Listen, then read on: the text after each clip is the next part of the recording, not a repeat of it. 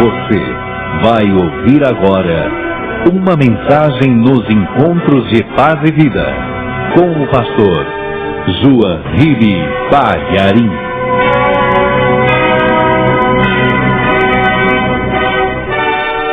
Carta de Paulo aos Hebreus, capítulo 10, versículo 1, está escrito o seguinte: porque, tendo a lei a sombra dos bens futuros e não a imagem exata das coisas, nunca, pelos mesmos sacrifícios que continuamente se oferecem cada ano, pode aperfeiçoar o que a eles se chegam.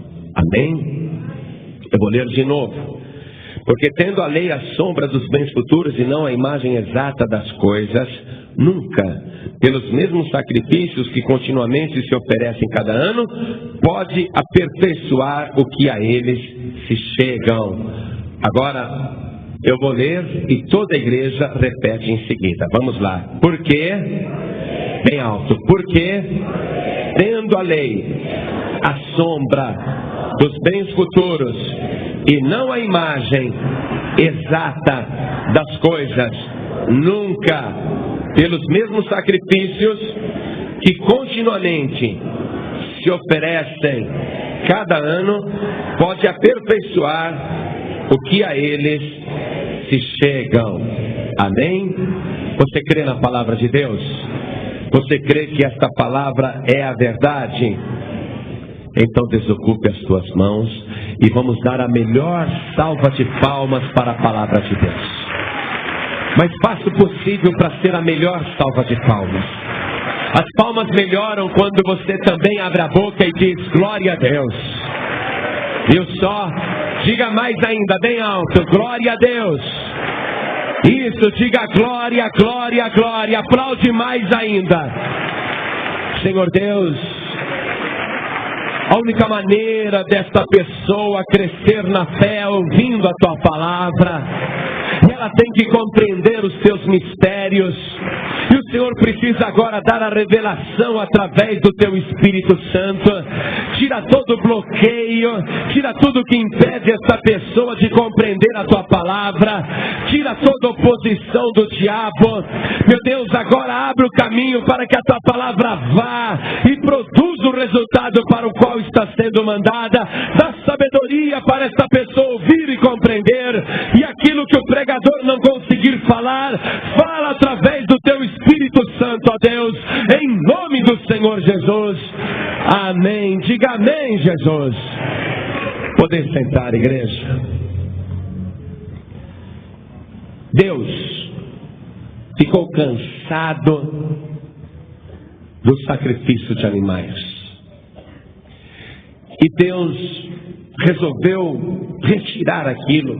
Não tinha mais condição continuar com aquela matança de cordeiros, de bezerros, de bodes.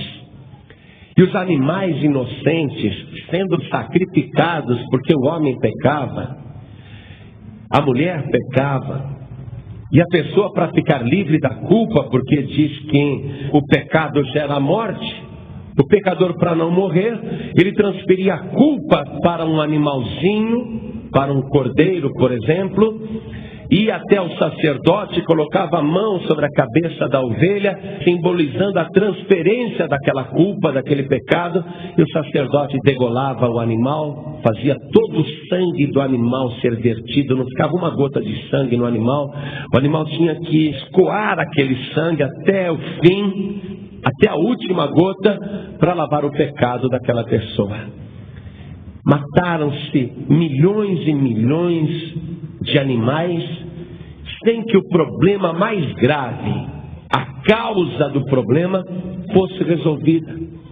Quer dizer, aquilo era um quebra-galho, porque o problema mesmo continuava insolúvel, que era o pecado do homem, o pecado da mulher. Então Deus, Ele se cansou do corpo de cordeiros, se cansou do corpo de bezerros, de touros.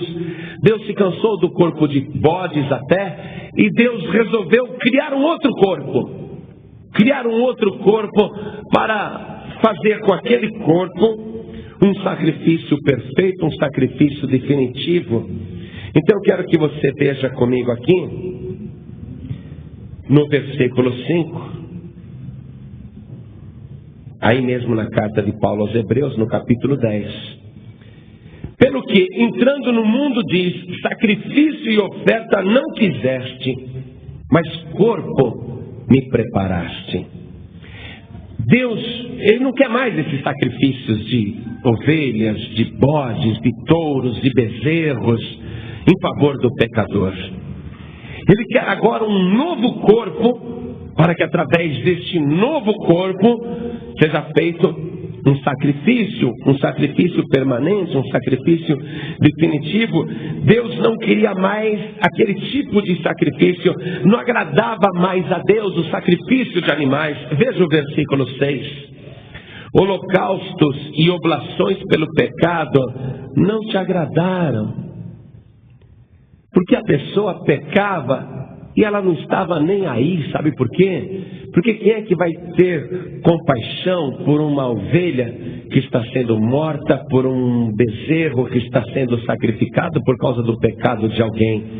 A pessoa até dizia: ainda bem que eu tenho bastante ovelhas para sacrificar, ainda bem que eu tenho bezerros para sacrificar. Quer dizer, a pessoa, ela criava animais, nem tanto com o objetivo de fazer uma pecuária, mas criava animais com o objetivo de ter respaldo ou um estoque de perdão de pecados. Eu posso pecar porque eu tenho uma ovelha lá, depois eu vou pegar aquela ovelha, vou levar lá, o sacerdote vai degolar e o sangue da ovelha vai lavar o meu pecado. Quer dizer, as pessoas não estavam nem um pouco comovidas com a principal questão, que era justamente o pecado. As pessoas continuavam pecando porque tinham ovelhas em casa, tinham touros, tinham bezerros, que eram criados especificamente com a finalidade de servirem a um momento de necessidade na hora do pecado. Quer dizer que a pessoa estava naquele pensamento: eu tenho outros animais para sacrificar. E Deus, Ele não se agradou mais disso, Ele não quis mais esse tipo de sacrifício, porque aquilo não aperfeiçoava o pecador.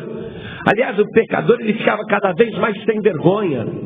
O pecador, ele ficava cada vez mais cara de pau, porque ele tinha animais em casa sendo criados com o objetivo de sacrificar por causa dos seus pecados futuros.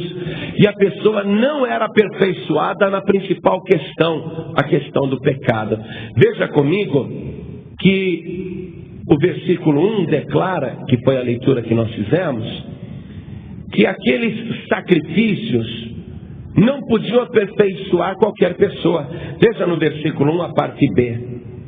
Nunca, pelos mesmos sacrifícios que continuamente se oferecem cada ano, pode aperfeiçoar os que a eles se chegam.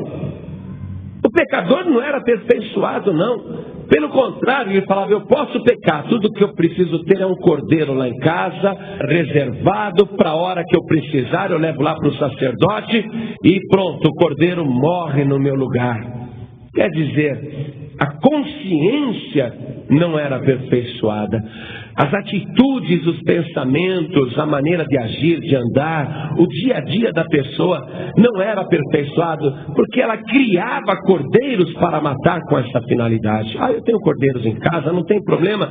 Foi por isso que Deus foi se cansando daquela situação, e Ele não se agrada mais com aqueles sacrifícios, Ele não quer mais, Ele está preparando um outro corpo para fazer aquele sacrifício perfeito, definitivo, algo que toque na consciência do ser humano, que faça a pessoa parar para pensar, algo que mexa por dentro das entranhas da pessoa que peca, para que ela tenha aversão pelo pecado, para que ela veja que coisa horrível é o seu pecado, que pode destruir de uma maneira cruel pessoas inocentes. Então, Deus, Ele está preparando um novo corpo, porque o pecador, ao usar o corpo de um cordeiro ou de um bezerro e levar para o sacerdote sacrificar, vertendo sangue no seu lugar, essa pessoa, depois da degola do animal, ela, ao invés de ir embora para casa justificada, quer dizer, perdoada, ela ia para casa do mesmo jeito.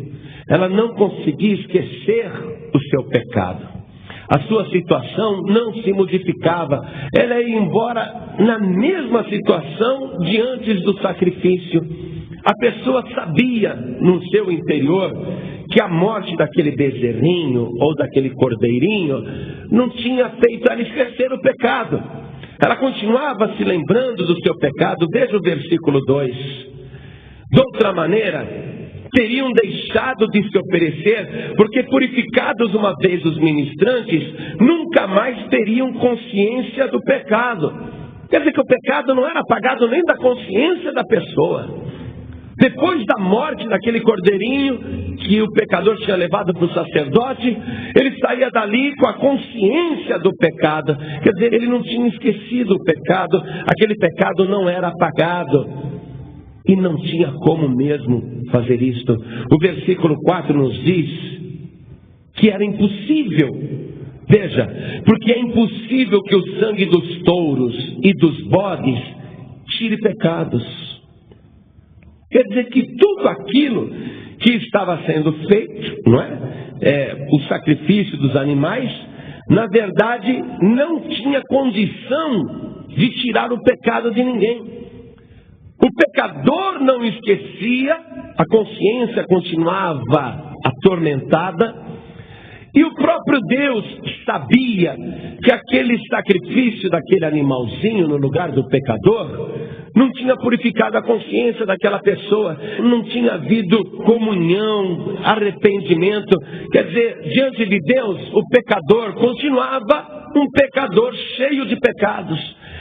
Nenhum pecado tinha sido tirado, porque era impossível, conforme a palavra mesmo está dizendo. E veja que Paulo escreve aos Hebreus. Aos Hebreus que receberam o Antigo Testamento através de Moisés, receberam do próprio Deus ordem de sacrificar cordeiros na hora do pecado. Cada pessoa que pecava tinha que oferecer o cordeiro, sem mancha, sem defeito. Então, por que, pastor? Se foi Deus que mandou Moisés e o povo sacrificar um cordeiro cada vez que pecasse, por que Deus mandou fazer se ele já sabia que era impossível o sangue daqueles animais tirar qualquer pecado? Se Deus já sabia que não ia servir para nada mesmo, por que Deus mandou o povo fazer isso então em todo o Antigo Testamento? Porque aquilo era uma sombra. Aquilo na verdade era um ensinamento. Volta no versículo 1, na parte A. Porque tendo a lei a sombra dos bens futuros, e não a imagem exata das coisas. Quer dizer, o Antigo Testamento, ele era uma sombra. Uma sombra que não era uma imagem exata. Por exemplo, se a luz projetar a minha sombra, vem aqui, meu irmãozinho, fica aqui do meu lado. Eu e ele estamos aqui. Vamos ficar até aqui, ó, que aqui tem uma sombra. Dá uma olhada. Aqui, ó. Eu e ele estamos aqui, ó. Tá vendo? Tem duas sombras na parede, ó. Tem uma aqui e tem outra aqui. Dá uma olhada para essas duas sombras. Essas duas sombras que estão aqui. Olhe só para a sombra. Olhe só para a sombra. Não olhe para nós. Olhe só para a sombra.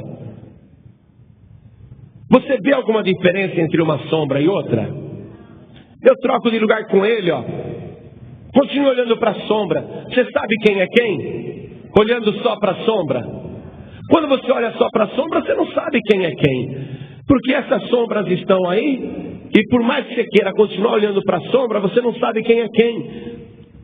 Porque a sombra é uma projeção de algo. Se existe sombra, é porque tem algum corpo sendo iluminado para projetar aquela sombra. Quer dizer que se você olha para a sombra, você não vê direito. Você tem que olhar para o corpo. Então aqui está dizendo que a lei do Antigo Testamento era só uma sombra dos bens futuros e não a imagem exata. Não era a imagem exata. Então o Antigo Testamento, por mais que você olhe, você vê lá o cordeirinho sendo sacrificado, o sangue do cordeirinho sendo derramado. Deus exigia um cordeirinho sem defeito, sem mancha, um cordeirinho perfeito, o melhor cordeiro para ser sacrificado. Isso tudo é uma sombra. Você olha para o cordeiro e fala, mas que bobagem, para que pegar um cordeirinho perfeito se é para matar mesmo? Pega qualquer um. Não, mas Deus quer um perfeito. E para que um cordeiro perfeito, um cordeiro sem defeito? Para verter o sangue. Para que verter o sangue desse cordeirinho? Ah, para lavar o pecado do pecador. Então tudo isso é uma sombra. Você olha, você não vê direito, mas qual é o corpo que está sendo iluminado para projetar aquela sombra? Que corpo que tem luz para projetar aquela sombra no Antigo Testamento? Bom, no Antigo Testamento o corpo estava oculto, porque não havia corpo. Por que não havia corpo? Porque ele era espírito. Ele era espírito. Deus tem que formar um corpo. Então é por isso que nós lemos aqui no versículo 5 que diz, na parte B, mas corpo me preparaste. No Antigo Testamento, a pessoa que estava ali projetando a sombra, ela era um espírito. Presta atenção, ela era um corpo espiritual, quer dizer, não era um corpo físico. Mas no Novo Testamento, Deus vem e prepara um corpo físico para aquela pessoa. Então aquilo que antes era visto só por sombra, agora vai ser visto com clareza, porque a luz está sendo projetada pelo corpo que Deus preparou, e o corpo é o do nosso Senhor e Salvador Jesus Cristo.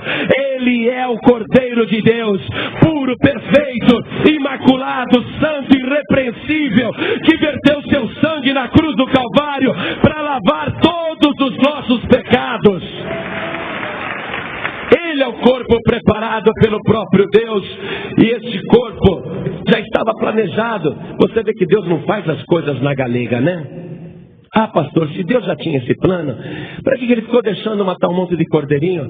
Porque ele queria que as pessoas começassem a entender que o pecado gera morte. Alguém tem que morrer quando peca. Deus não quer que o próprio pecador morra. Então no Antigo Testamento matava-se o cordeirinho, e no Novo Testamento agora ele vai matar o inocente, Jesus, que vai se oferecer voluntariamente para fazer a vontade de Deus, para ser um único sacrifício perfeito e definitivo. Deus já queria mudar essa história desde o princípio, quer dizer, o tempo de aprendizado da humanidade seria necessário para que depois ele produzisse este corpo, sobre o qual as sombras eram projetadas, para que o corpo fosse iluminado e a coisa ficasse clara aos nossos olhos, não mais olhando através de sombras, mas olhando aquele que projeta a sombra. Então veja como Deus já tinha pensado em tudo. Deus não foi mudando de ideia com o tempo. Preciso pensar outra coisa, né? Tadinho dos animais morrendo. Não, Deus já tinha tudo planejado desde o começo. Veja comigo o versículo 7. Hebreus capítulo 10, verso 7. Então disse: eis aqui venho. No princípio do livro está escrito de mim, para fazer, ó Deus, a tua vontade.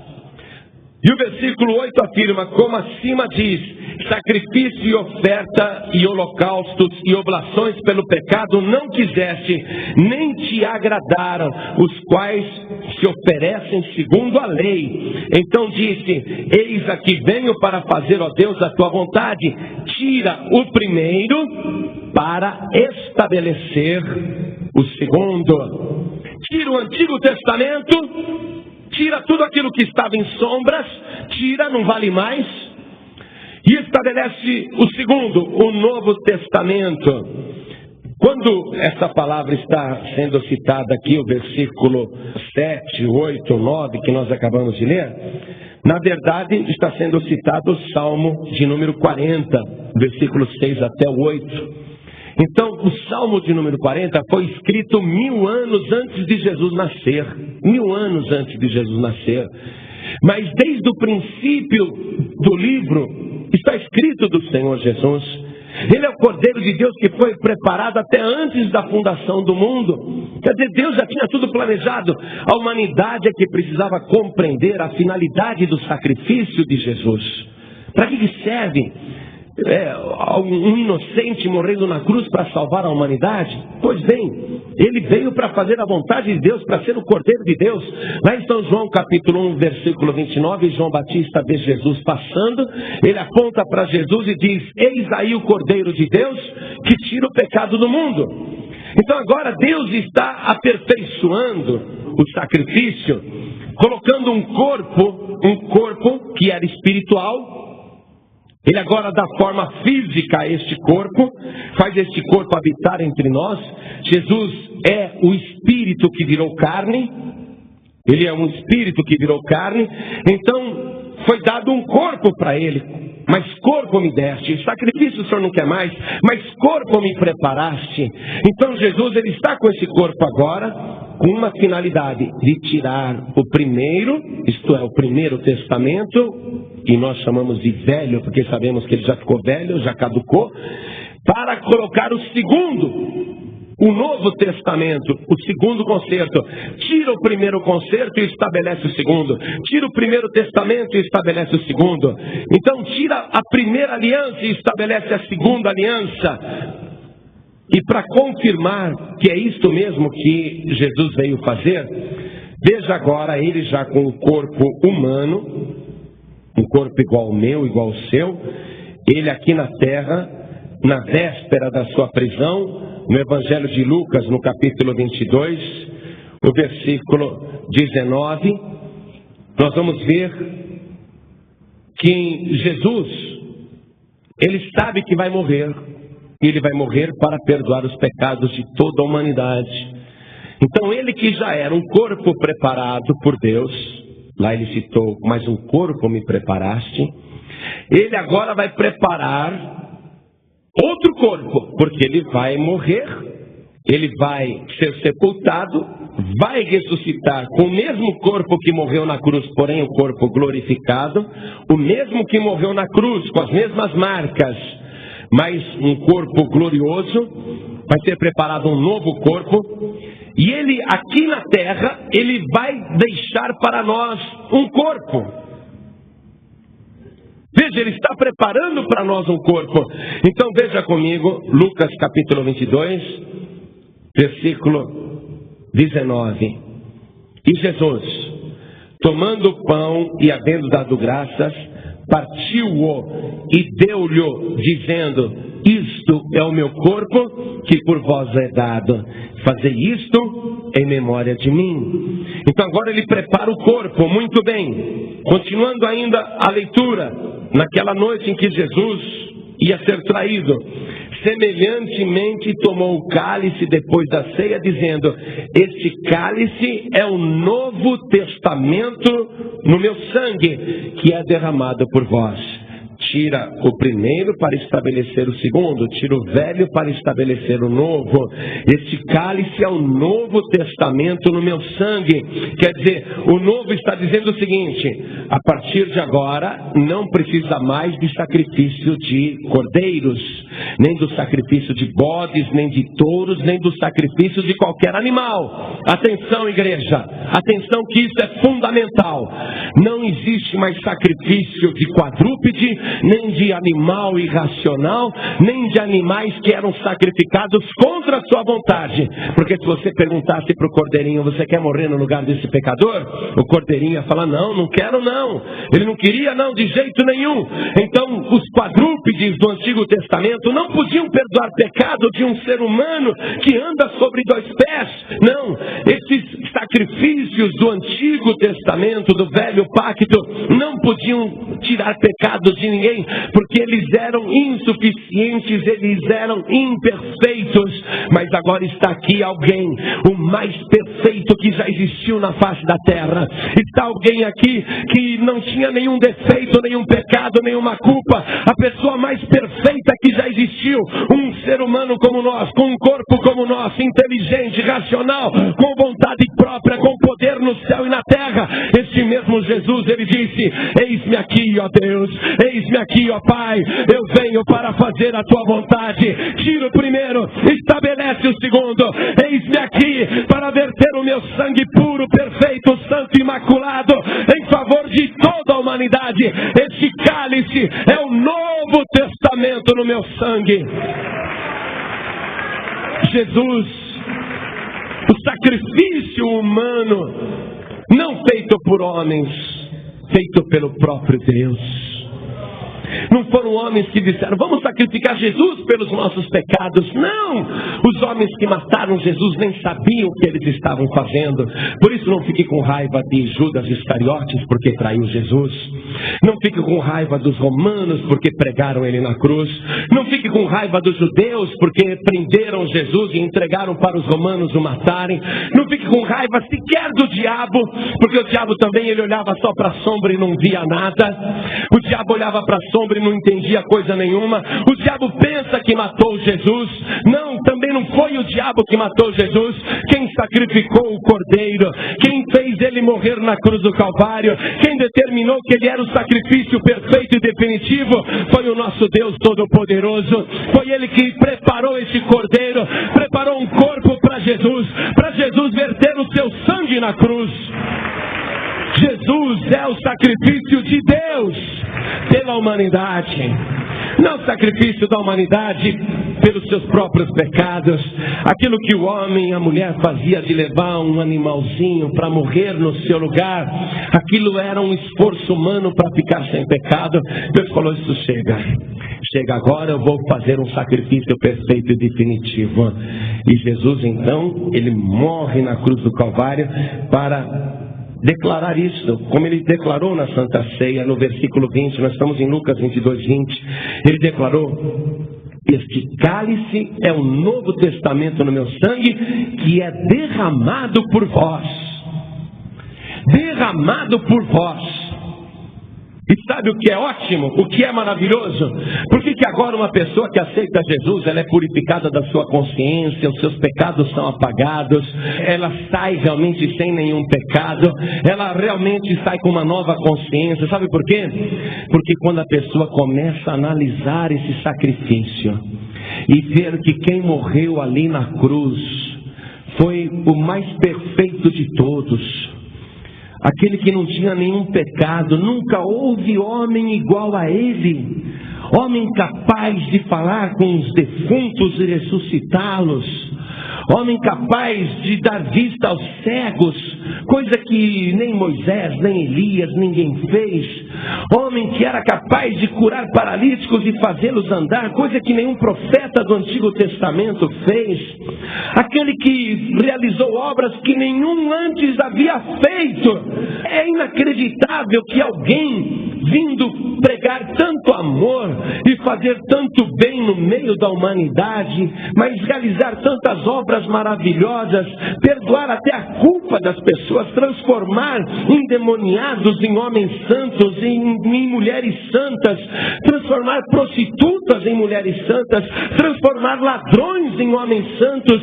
É inacreditável que um homem que tenha vindo com tal poder, que tenha feito coisas tão maravilhosas, tenha sido pregado na cruz e morrido daquele jeito. A humanidade para pensar: por que isso? Mas quando vai ver a vida de Jesus, ou quando toma conhecimento do que ele fez, a pessoa começa a analisar na sua consciência: por que ele fez isso? As palavras que ele disse, por que ele morreu desse jeito? A pessoa começa a ficar atormentada e ela vai vendo que durante toda a vida Jesus se preparou para aquele ato, para aquele sacrifício, e ele se guardou, não para ele mesmo, se guardou para você. Viveu uma vida inteira sem pecado, nunca cometeu o menor pecado, nem o menor deslize, nada que pudesse condená-lo. A pessoa vai olhando a vida de Jesus, vai lendo e vai vendo que realmente não podia um homem daquele ter um fim daquele, e a pessoa pensa: ele morreu. Como que podem ter matado um homem daquele morrendo na cruz do Calvário?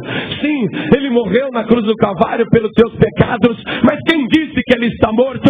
Ele ressuscitou e está vivo. Ele é o mesmo ontem, hoje, eternamente. Ele tem um corpo maravilhoso e glorificado.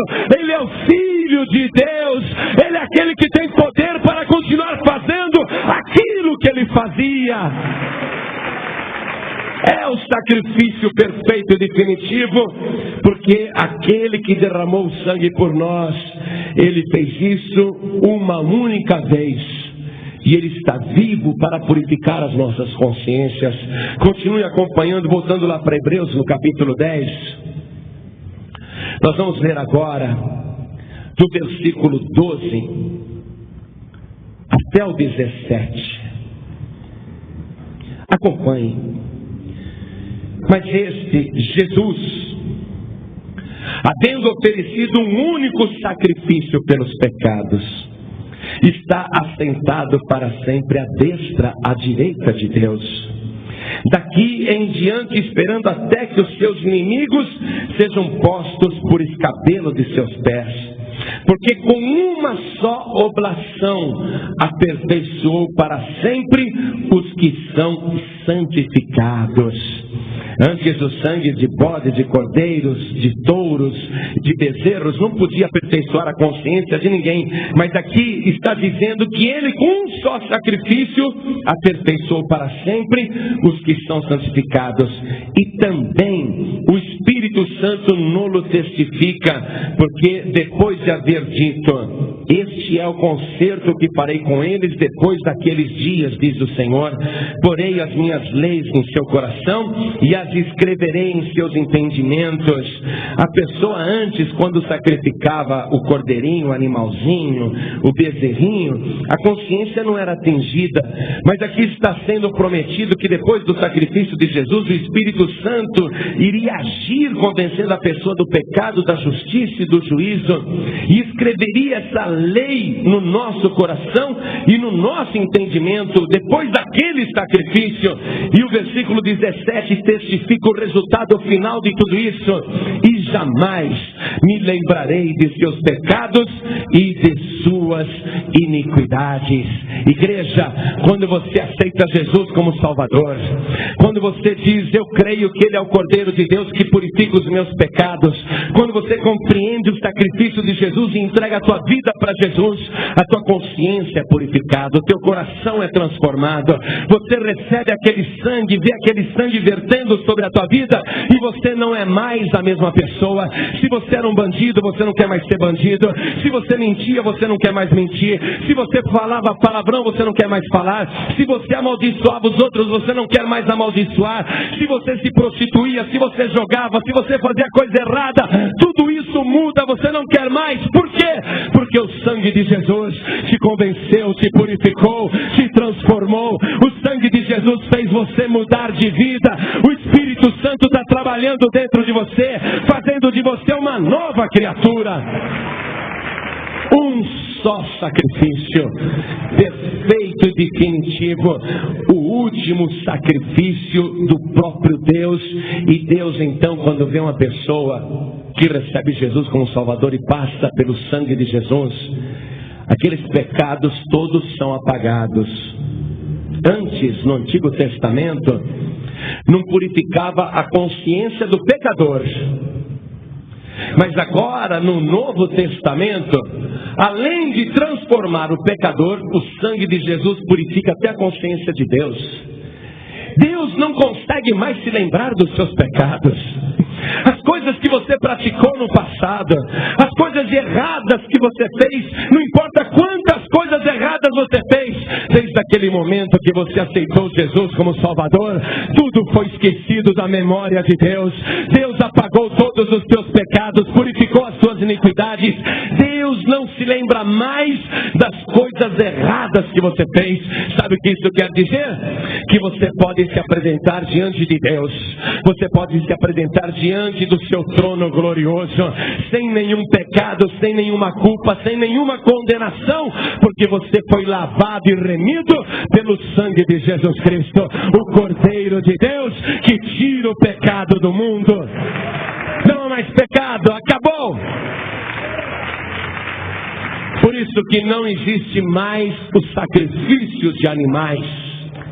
Deus estabeleceu algo muito maior, muito melhor.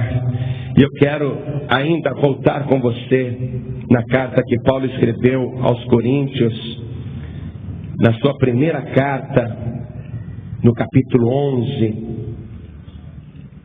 Leia comigo, nós vamos ler o versículo 23 até o 25. Porque eu recebi do Senhor o que também vos ensinei, que o Senhor Jesus, na noite em que foi traído, tomou o pão e, tendo dado graças, o partiu e disse: tomai, comei, isto é o meu corpo que é partido por vós, fazei isto em memória de mim. Semelhantemente também, depois de cear, tomou o cálice, dizendo: este cálice é um novo testamento no meu sangue.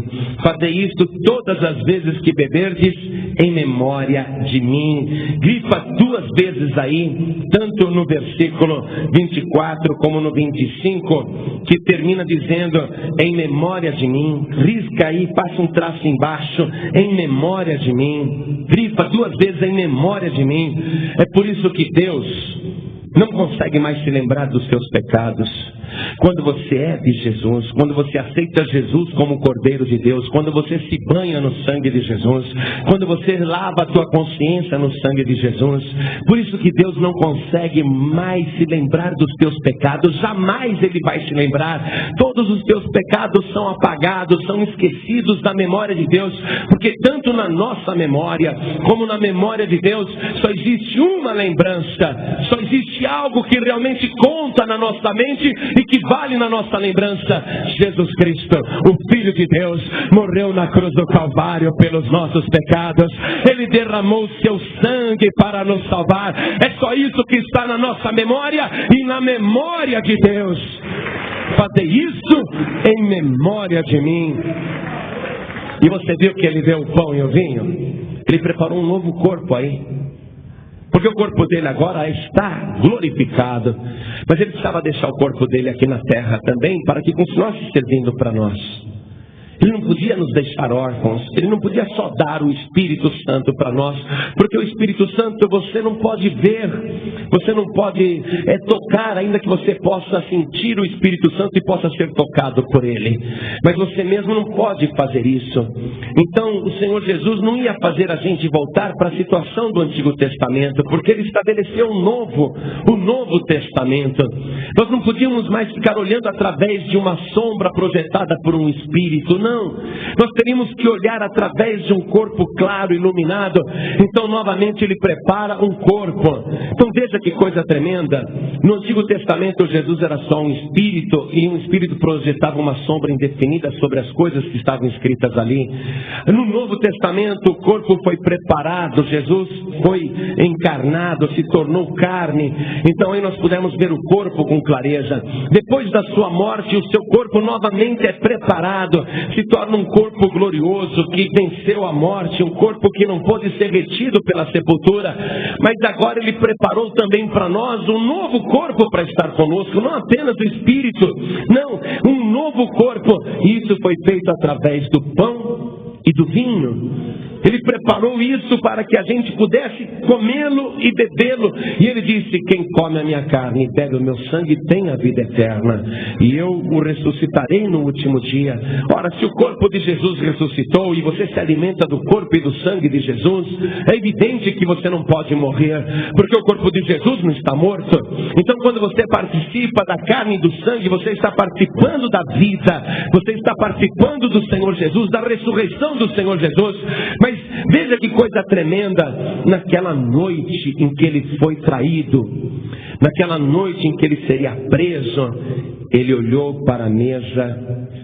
Ele estava participando da última ceia com seus discípulos, a última do Antigo Testamento, a primeira do Novo Testamento, a última dele e a primeira dele também. Ele está agora preparando um corpo naquela mesa. Ele está tirando o antigo para estabelecer o novo, tirando o primeiro para estabelecer o segundo. Então o Senhor Jesus, ele começa a olhar para a mesa. E a mesa da ceia que eles estavam participando tinha muitos alimentos. As mesas não eram altas como esta. Eram mesas baixinhas, assim, com uns 40 centímetros de altura. As pessoas se deitavam no chão, se debruçavam sobre o braço, né? Se apoiavam num cotovelo e participavam da mesa com a outra mão, iam comendo, um servia o outro. E haviam muitos mantimentos ali. Tinha carne de cordeiro, tinha romãs, tinha castanhas, tinha tâmaras, muitas tâmaras. Quando a gente fala tâmara, às vezes a pessoa aqui no Brasil nunca comeu, não sabe direito o que é, mas tinha tâmaras ali, uma fruta típica do Oriente Médio. Então tinha muito mantimento, tinha vinho sobre a mesa, tinha pão sobre a mesa. E Jesus, ele começou a olhar aquelas coisas. Ele iria agora preparar um novo corpo para nós, porque ele iria se ausentar da terra. Então, se ele tivesse pego, por exemplo, as uvas secas, os figos secos que estavam na mesa, se ele fosse usar aquilo para nos dar como símbolo do seu corpo, ele teria dificuldade de ser o salvador de toda a humanidade.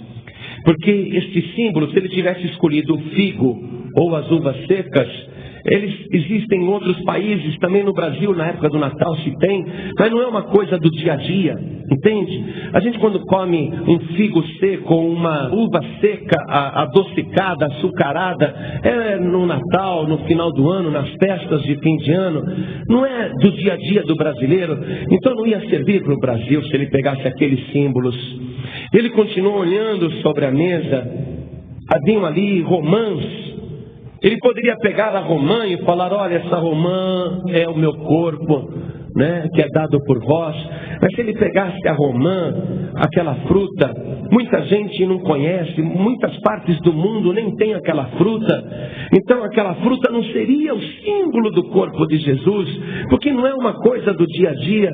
Ele poderia, por exemplo, pegar castanhas e falar: olha, estou partindo estas castanhas, tomai e comei ao meu corpo. Mas aquelas castanhas não é uma coisa do dia a dia, não ia servir para entrar na mente da humanidade. Ele tinha que dar um corpo que estivesse presente o dia a dia das pessoas, uma coisa que fosse mundial, uma coisa que fosse universal, uma coisa que fosse presente em qualquer região do mundo. E ele continuou olhando o que havia de mantimento para dar. Ele podia falar assim: bom, vou pegar essas tâmaras e eu vou partir as tâmaras e vou dar para os meus discípulos comerem, dizendo que essa tâmara é o meu corpo. Mas em quantas partes do mundo as pessoas nem conhecem as tâmaras? Então a tâmara não serve. Eu preciso dar como meu corpo para alguém. Eu preciso dar uma coisa que esteja no dia a dia das pessoas, uma coisa que esteja presente em toda parte da terra. Então o Senhor Jesus, ele viu ali o pão sobre a mesa. O pão que toda a humanidade come, o pão que todos os povos do mundo se alimentam dele. Então o Senhor Jesus pegou aquele pão e ele partiu e ele deu aos discípulos e disse: tomai e comei, isto é o meu corpo, o corpo que eu estou preparando para vós, o corpo que eu estou preparando, que eu estou partindo para vocês comerem, para vocês viverem, para vocês terem vida de verdade. Ele pegou o pão e, como sangue, ele pegou o vinho, porque um corpo não pode ter vida se não tiver sangue. É verdade ou não é? Ele pegou o vinho para ser o seu sangue, o símbolo do seu sangue derramado. E nestas duas coisas que o Senhor Jesus fez a seleção, eram as únicas coisas que estavam na mesa que o homem havia participado. Preste atenção nisso. As romãs brotavam da semente, transformavam-se em árvores que produziam as frutas. As romãs brotavam ali sozinhas. As tâmaras são como pés assim de coqueiro, são altos e brotam sozinho, a semente se espalha. A natureza produz aquilo. Qualquer outro ingrediente que ele pegasse ali era um produto da natureza. Mas o pão não, o vinho não. O pão para ser feito precisa da mão do homem. Tem que se pegar o trigo, amassar. Tem que se preparar a massa. Tem que se colocar no forno. Tem que ser o trabalho do homem para depois o homem ver o pão pronto. O pão ele não brota do chão. O pão tem que ser fabricado, é o homem que faz. O vinho também. Ele não brota da terra, brota sim a uva. Ele podia ter pego a uva e ter falado: olha esta uva, aqui tem o meu sangue, viu? O suco da uva, aqui está o meu sangue. Não, mas a uva em si era um produto da terra. O néctar da uva era só o homem mastigar, estava lá. Mas o vinho não, o vinho tinha que ser preparado, o homem tinha que pisar, tinha que amassar aquelas uvas, tinha que deixar escorrer ali no lagar, tinha que colocar dentro de um barril, tinha que peneirar para tirar os caroços, tinha que colocar em outros barris para que ficasse amadurecendo, para que ficasse até fermentando. Então o vinho tinha que ter o trabalho do homem. As duas coisas que o Senhor Jesus escolheu para serem o símbolo do seu corpo, o pão e o vinho, estas duas coisas precisam do trabalho do homem. O homem não participa dessas duas coisas se ele não tiver trabalho. E você, para participar aqui desta mesa, preste atenção, para participar deste pão e para participar deste cálice que está aqui, olha, para participar disso, você tem que ter trabalho. Não é assim. Você tem que ter trabalho. O trabalho do homem, o esforço do homem, o esforço da mulher. Que esforço, pastor? O que eu tenho que fazer? Você tem que aceitar Jesus como Salvador. Eu não posso aceitar Jesus para você. Deus não pode fazer você aceitar Jesus na marra. Deus não pode pegar você como se fosse um bonequinho que está lá no fundo e pegar assim com a sua mão poderosa e falar assim: vem aqui na frente, aceita Jesus aí, dobra o joelho aí. Ainda que Deus pudesse fazer isso, Ele não faz. Porque o trabalho de sair daí do seu lugar e entregar a vida para Jesus é seu. É um trabalho que o homem e a mulher têm que fazer. O homem e a mulher têm que se batizar nas águas. Não adianta só aceitar Jesus para participar aqui da Santa Ceia, do corpo que é o pão e do sangue que é o vinho. Para participar desses elementos tem que ter o trabalho do homem, o trabalho da mulher. No dia do batismo você tem que vir andando para a igreja com as suas próprias pernas, com o seu próprio esforço. E você tem que falar: eu quero me batizar. E você tem que esperar chegar a tua vez ali na fila do batismo. E você tem que declarar com a tua boca: eu creio que Jesus é o Filho de Deus, que Jesus é o meu Salvador. O esforço do homem. Se você não fizer isso, você não pode participar desta mesa. Você não pode participar do pão da vida. Você não pode participar do sangue da vida. Tem que ter o esforço do homem. Mas esta é a menor parte, você pode ter certeza. Porque todo o esforço que realmente exigiu sacrifício, quem fez foi o Senhor Jesus. Que sacrifício você faz em levantar a tua mão e dizer: eu quero receber Jesus como meu único Salvador? Que sacrifício é esse? Nenhum. Sacrifício foi ele ter vivido 33 anos e meio, uma vida santa, sem nenhum pecado, sofrendo tentação todo dia, se guardando, não para ele mesmo, se guardando para você. Isso foi sacrifício, isso foi um esforço tremendo. Sacrifício foi ele podendo desistir ali, sabendo que ele ia só mudar para o Egito, viajar para outro país, desaparecer, que ninguém colocaria a mão nele. Ele poderia ter invocado 12 legiões de anjos para que não fosse preso. Mas sacrifício foi isso, tendo poder para escapar, ele se deixou prender para fazer a vontade do Pai. Isso foi sacrifício. Sacrifício foi passar todas as humilhações e não responder a nenhuma delas.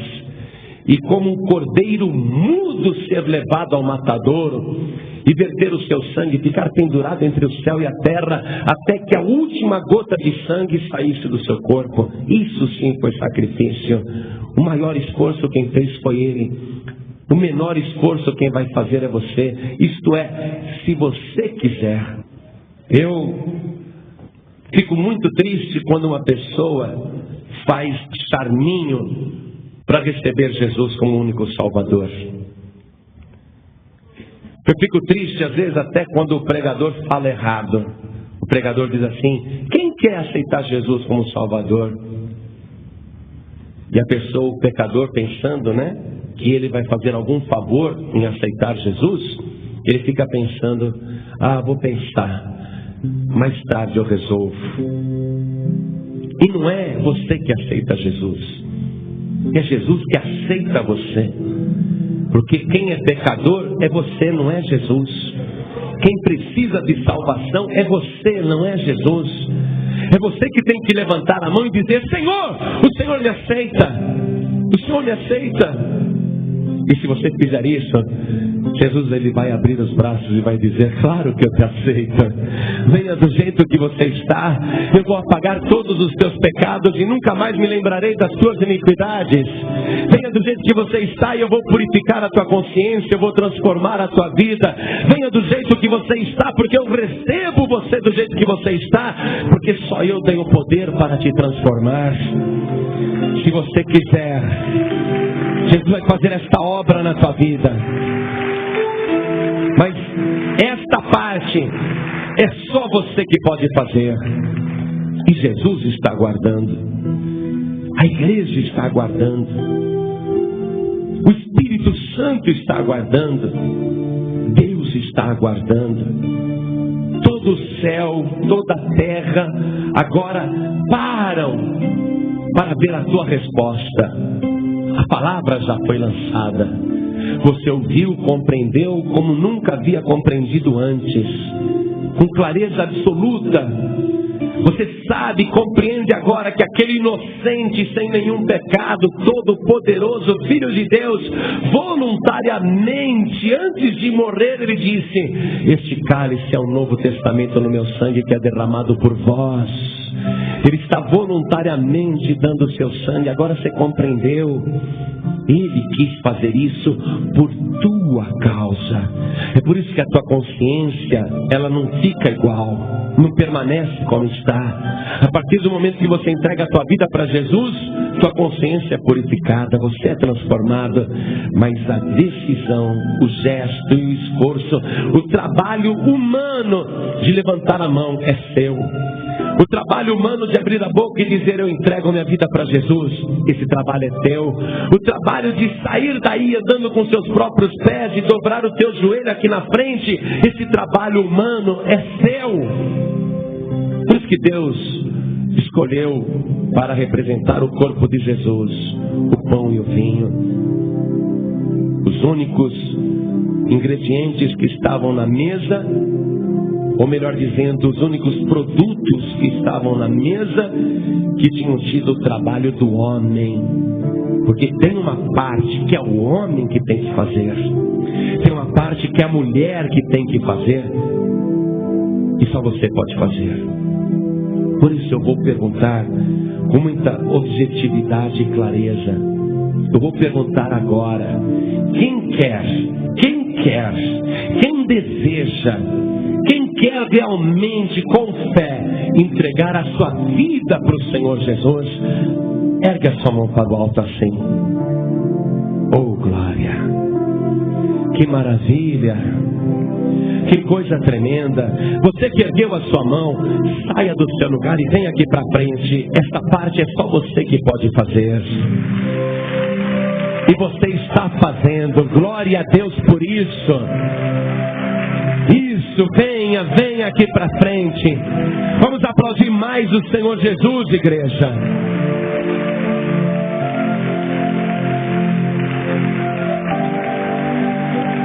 Oh glória, as almas continuam chegando. Venha correndo.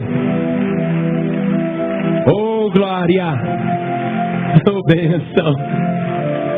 Isso, venha, que coisa tremenda. Olha o sangue de Jesus dando resultado, porque mexe na consciência da pessoa. Eu tenho que fazer isso, eu tenho que ir até lá.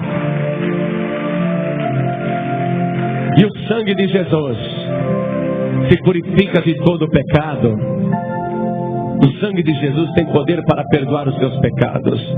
Você que hoje está aqui na igreja, você já conhece a palavra. Pastor, tudo isso que foi pregado, eu concordo plenamente, porque eu conheço a palavra. Eu sei que Jesus morreu na cruz pelos meus pecados e verteu o seu sangue, e só o sangue de Jesus pode me purificar de todo pecado. Eu sei disso, pastor. Eu conheço a palavra, mas eu pequei. Eu agi mal. Eu pequei contra Deus. E eu preciso do perdão. Então preste atenção. Preste atenção. Você que pecou, você já conhece a palavra, até já é batizado nas águas, mas pecou. Você precisa sair daqui hoje sem pecado, sem nenhum pecado. Você tem que se purificar desse pecado, sair daqui um novo homem, uma nova mulher, diferente. Se você caiu, se você pecou, cair é do homem. Mas a palavra diz: 7 vezes cairá o justo e 8 vezes o Senhor o levantará. Se você caiu, você não vai ficar prostrado. Jesus, Ele quer te levantar, porque Ele diz assim: olha, todo aquele, toda aquela que o Pai me dá, ou que o Pai me deu, virá a mim. E quem vem a mim, de maneira nenhuma, eu o lançarei fora. Se você pecou e está envergonhado, envergonhada, e quer ficar livre desta culpa, deste pecado, o Senhor Jesus está dizendo: faça a tua parte, faça o teu esforço, saia do teu lugar, venha aqui para frente, porque eu vou lavar os teus pecados com meu sangue precioso. Vem para cá, é Jesus que está te chamando. Isso, venha, vamos aplaudir mais o Senhor Jesus. Venha, hoje você vai sair daqui sem nenhum pecado.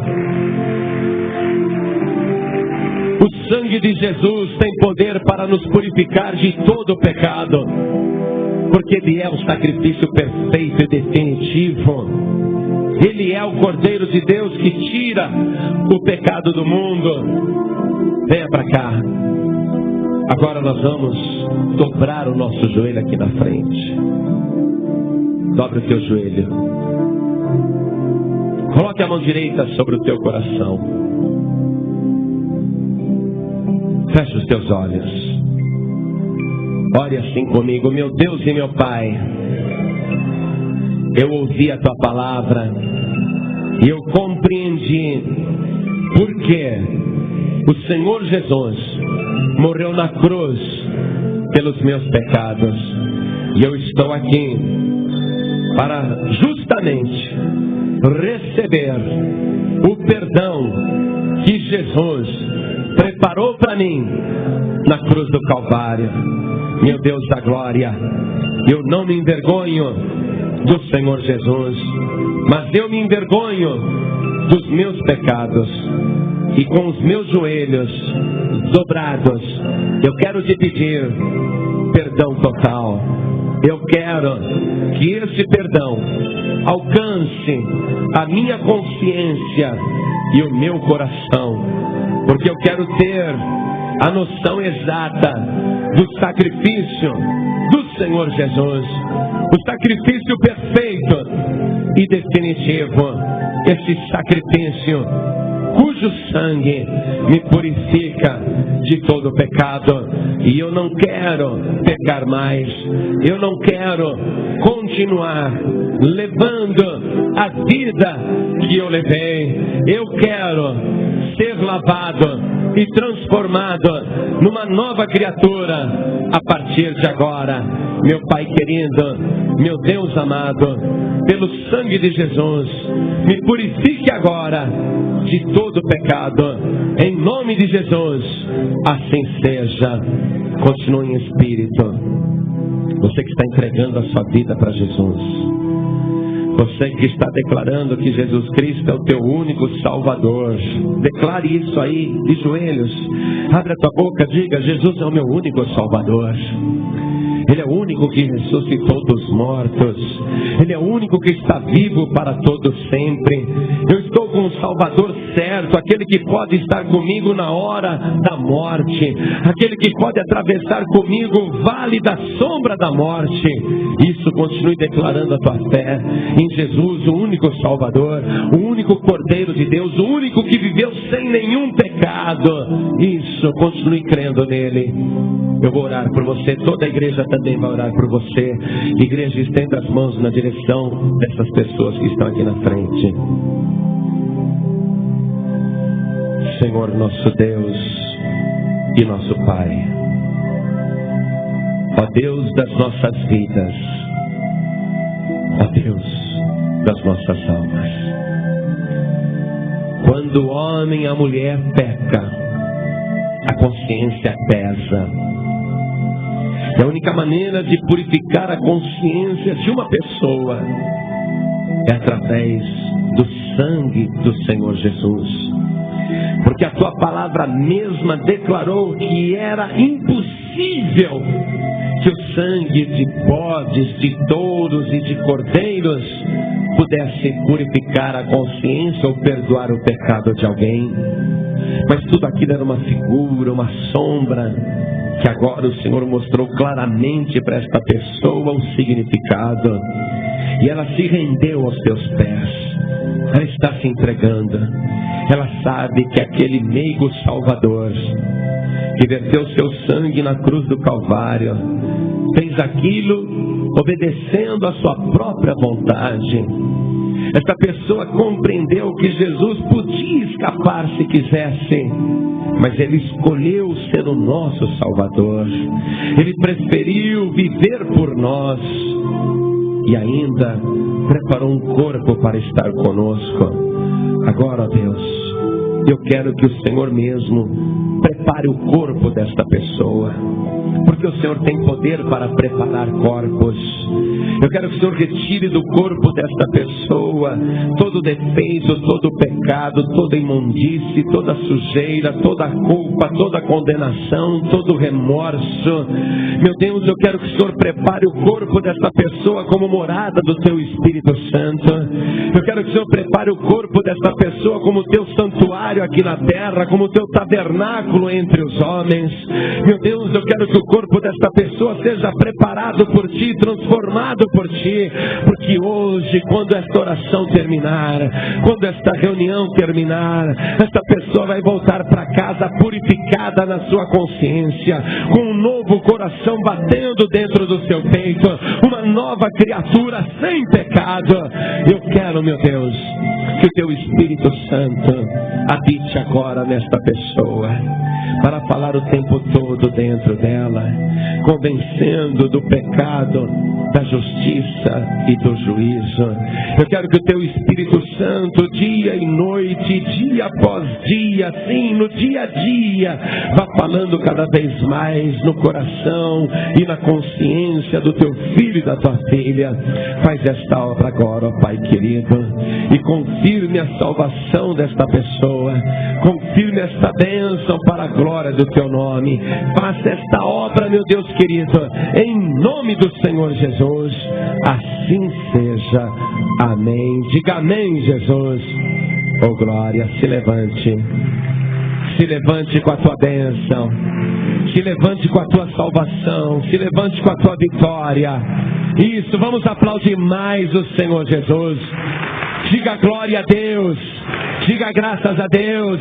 Diga obrigado, Senhor, por ter lavado os meus pecados. Obrigado por ter purificado a minha consciência. Obrigado por ter me dado um novo coração. Obrigado por preparar o meu corpo como templo do Teu Espírito Santo. Oh, glória! Amém, Jesus. Você acabou de ouvir uma mensagem nos Encontros de Paz e Vida, com o pastor João Ribe Palharim. Participe você também dos Encontros de Paz e Vida, às 8 horas da manhã, às 3 horas da tarde e às 7 horas da noite. Comunidade Cristã Paz e Vida, lugar de gente feliz.